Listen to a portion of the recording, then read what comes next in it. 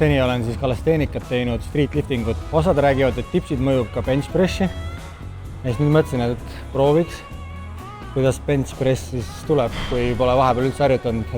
Hetkel siis veel niisugune soojendus 60 kilo. Kellegi kindlasti targematele rohkem midagi öelda, siis võite julgelt kommenteerida.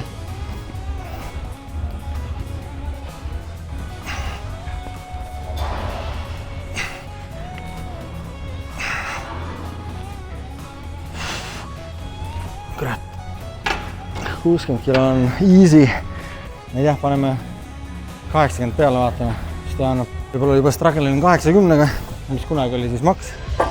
Väike paus korraks videos. Võib-olla sa panid tähele, palju tegelikult juba kangile raskust peale sai. Mina sel hetkel nagu arvasin vähe teistmoodi. Jah, rumal. Aga see on ehe näide, kui suur jõud on tegelikult mõttejõul. Sest mingi 15+ aastat tagasi ma sõbraga käisin jõusaalis, tegime mõned kuud seal benchi põhimõtteliselt ja siis ma just saavutasin äkki 80 kilo. Ja nüüd, kui 60 kilo tuli, ütleme ikkagi kergelt, siis ma mõtlesin enne 100, ma panen 80 peale ja proovin seda, et see ei tohiks väga raske olla, et selle ma ikka saavutan.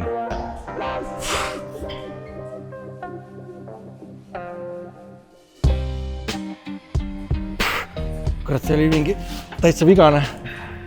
Aga ma arvan, et kui tehnika ja tunne oleks parem, siis võib-olla sott tuleb isegi ära.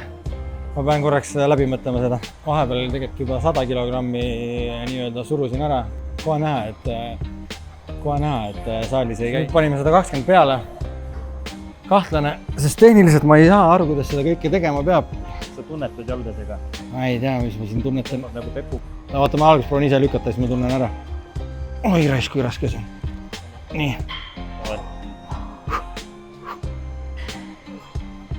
Ei, see ei tule. Kurat, siia tahtis kramp tulla. Alla tulles ma tundsin, et ma teen ära nagu. Ja nii kui siia jõudsin, siis mul kõik kohad nagu tehniliselt nii hullult lagunes nagu, et davai, 100 ma tahtsingi proovida, 100 tuli ära. Ühesõnaga, tehnikat peaks õppima. Aga mis ma tahan öelda on see, et tipsid on kindlasti ma arvan aitanud, ma usun nagu sellesse. Kui siin meist tehnikat lihvida, siis 120 võib-olla pluss on täitsa võimalik.